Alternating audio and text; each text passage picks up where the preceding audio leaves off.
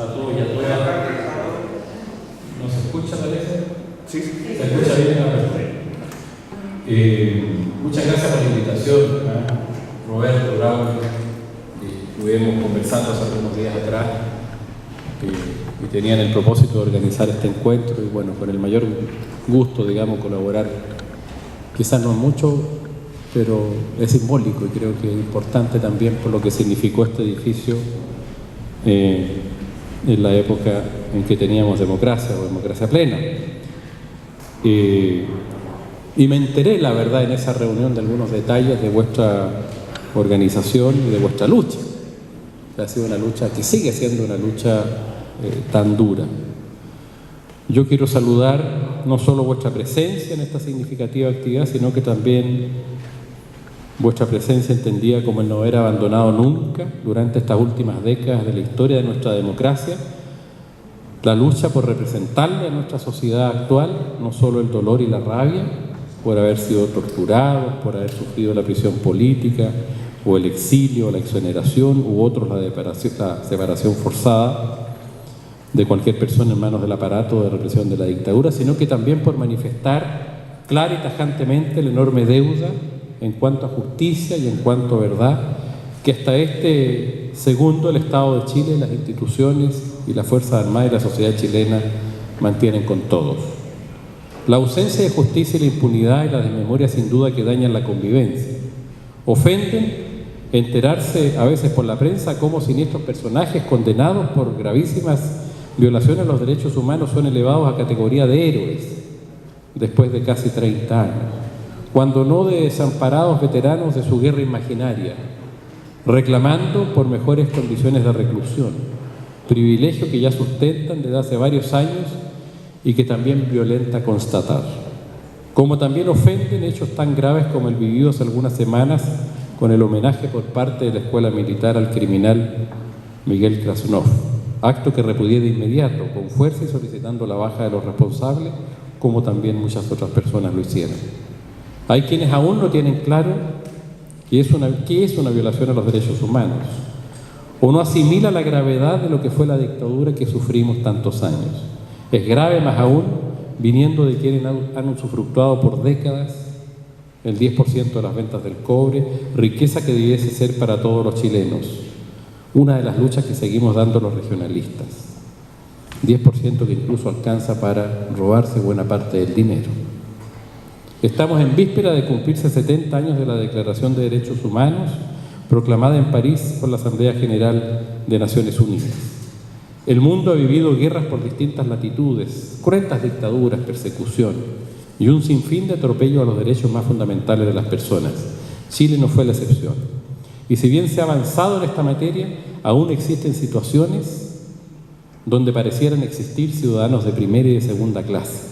Por ejemplo, en materia medioambiental, en donde miles de compatriotas están obligados a subsistir en zonas de sacrificio, hay 2 o 3 claras en mi región de Atacama, bajo constante riesgo de contraer graves enfermedades.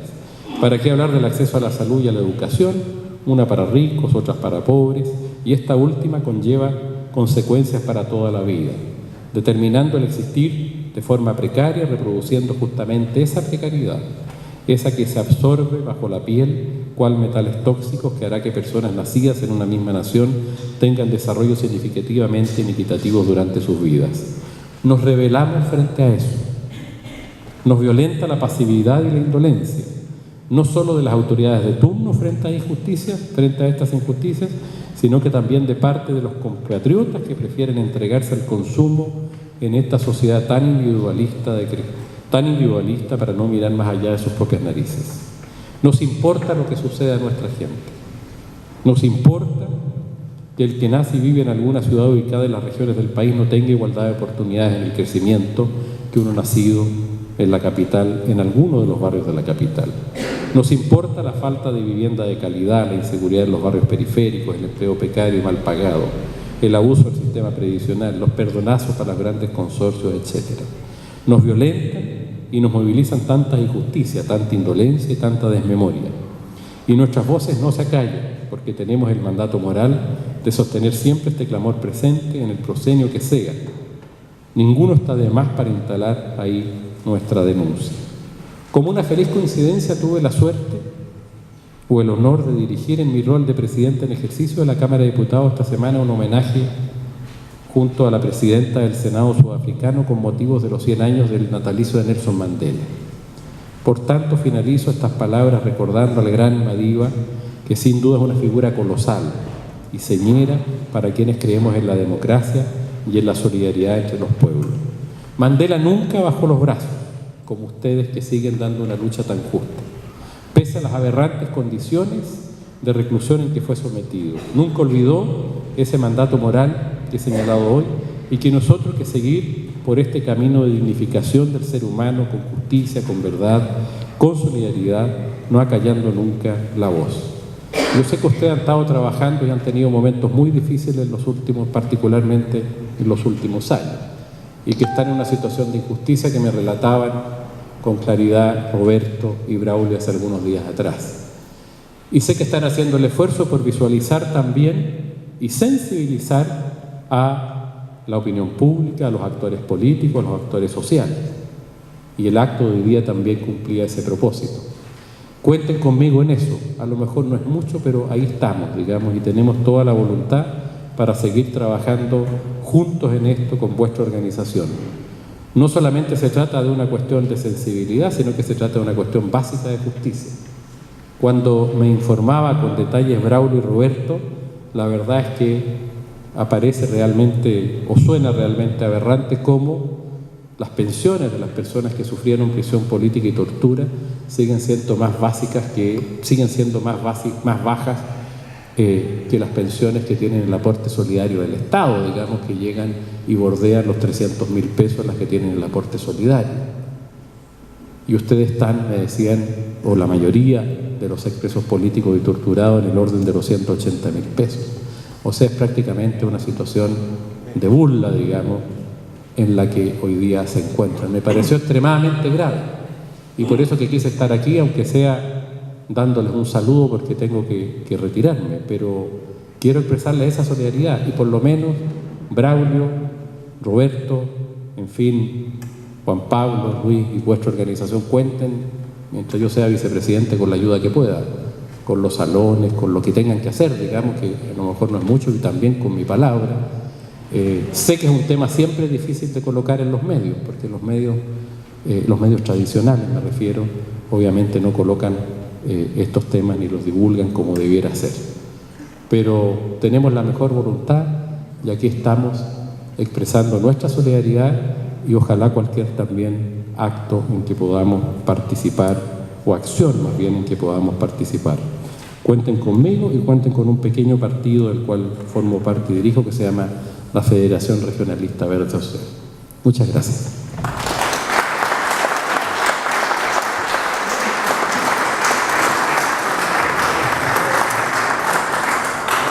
Gracias a Jaime Mulet, vicepresidente de la Cámara de Diputados. Bueno, se ha comprometido de alguna forma en lo que pueda cooperar y entre todos vamos a cooperarnos para seguir en esta lucha tan dura en tiempos democráticos en este país, ¿no?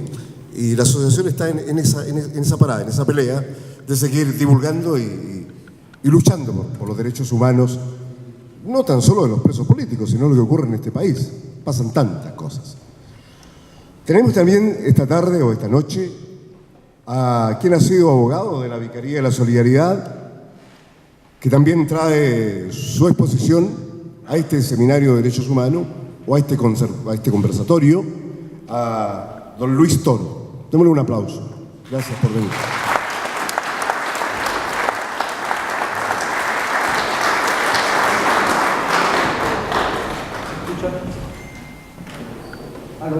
No, no se escucha. ¿Ahí se escucha? Ahí sí. Bueno, un privilegio estar con ustedes. Me correspondió efectivamente la vicaría, en la primera etapa como abogado, trabajar con algunas de las personas que están aquí o por algunas de las personas que están acá. Yo voy a enfocar mi exposición en temas lo más práctico posible, precisamente aprovechando la circunstancia que tuvo una cercanía con el sufrimiento, la situación que a usted les tocó vivir. 3 cuestiones o temas que abordaré.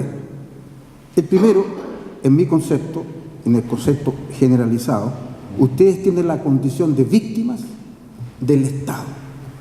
En este caso, que ejerció a través de una dictadura, la violación de los derechos humanos en su persona.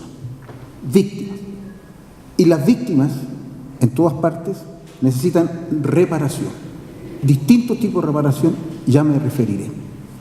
Segundo, el perdón social del Estado hacia ustedes, hacia las víctimas.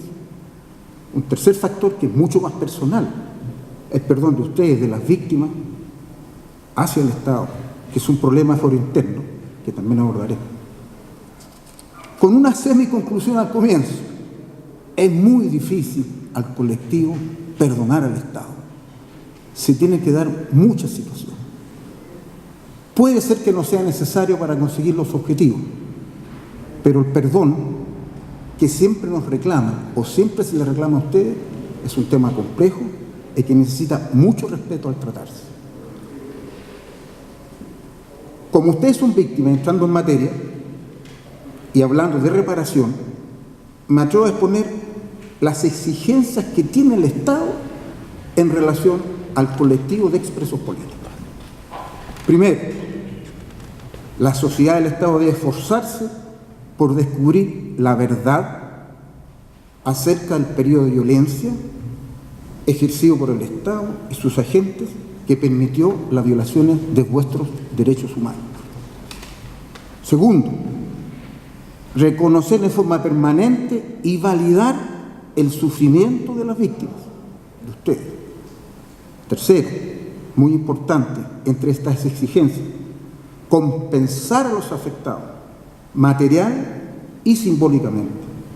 La compensación material debe reparar el daño, a lo menos restablecer la calidad de vida antes de lo que les ocurrió, cuando fueron atacados como víctimas, o mejorarlas al nivel de una condición de vida aceptable en la actualidad, en términos generales. ¿Sí? Contribuir en la creación de una memoria social inclusiva, con mirada al futuro, que refleje el sufrimiento padecido. Y aquí surgen 2 aspectos muy importantes. El sentido histórico de lo que ustedes vivido y la huella que quedó. Huella que puede estar establecida en el permanente y constante lucha que ustedes realizaron y realizan, huellas que quedaron en las acciones legales que se realizaron. ¿Y por qué es importante ese sentido histórico? Porque la historia suele ser tergiversada. Porque el gran motivación que tienen ustedes para exigir reparación y para exigir verdad es el sentido histórico de lo que ocurrió. La descripción de los hechos tiene que ser clara, tiene que ser categórica. Está registrada, hay que enriquecerla, si es necesario. El sentido histórico además permite que la sociedad lo respete, permite que las jóvenes generaciones sepan lo que ocurrió y no da paso a otro sentido, que es el sentido educativo. De lo que ustedes padecieron, tiene que haber una enseñanza. La enseñanza del nunca más, que es muy repetida, pero la más importante es que estemos en condiciones de que las nuevas generaciones asimilen esto como un ente que en su personal estimen ellos que ustedes merecen un trato digno en la condición que sufrieron y que ellos tienen que luchar, lo mismo que todos, porque esta situación no se repita. El sentido educativo es clave. Debemos luchar porque esta sea una enseñanza. Hay algo avanzado en eso, pero tiene que ser más categórico. La humillación, el esfuerzo, el sufrimiento, no puede quedar en el aire. Tiene que tener un sentido educativo, tiene que tener un sentido histórico. Depende, ustedes luchan por eso, pero no deben estar solos en esta importante tarea. Otro elemento, buscar justicia, por una justicia real, efectiva, perceptible, que ustedes, que las víctimas, expresen en algún momento su conformidad con las sanciones. Mientras eso no ocurra, no se podrá hablar de justicia. Buscar la justicia, sentirla. En estas situaciones que ustedes han vivido, no hay espacio para la impunidad. Otro concepto. Romper la impunidad, entre otros aspectos, es reparar. Es devolverle lo que perdieron. El daño causado es enorme. Una manera de romper la impunidad es repararles a ustedes lo que sufrieron. Hay otras más, la justicia, obviamente, ya lo dije. ¿Y cuántas de estas consideraciones que enumeré se están cumpliendo o se han cumplido? Tenemos que ser sinceros. Todo indica que la mayoría de estos requisitos o exigencias no se han cumplido. O algunos parcialmente. De ahí surgimos a un tema también importante. ¿Por qué no se han cumplido? Cada uno lo sabe y analizaré. Pero tampoco ha existido un verdadero gesto de pedir perdón social a ustedes, a las víctimas. Se ha hablado de disculpas cuando se han entregado informes. Yo creo que de buena manera se ha tratado, pero se ha tenido un gesto de disculpa, pero la disculpa y el perdón hacia ustedes, en términos generales, los requisitos que necesita el perdón no se ha solicitado nunca. No se les ha pedido perdón social, como corresponde, a ustedes y a muchas otras víctimas más. La petición de perdón debe estar acompañada de los gestos necesarios para que se alcance, a lo menos, un fin colectivo, que es, en definitiva, una adecuada reparación.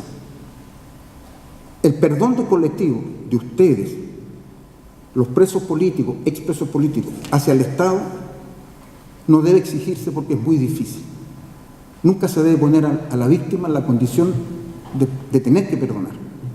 Siempre debe estar en la condición de, si fueron temas, hacerlo. Pero es el Estado el que tiene que tomar la iniciativa de solicitar el perdón con la reparación adecuada. Como una conclusión, ya seguiremos conversando, yo creo que la lucha de este colectivo de presos políticos no está finalizando ni está a medio camino. Está recién comenzando y pueden contar con nosotros. Muchas gracias.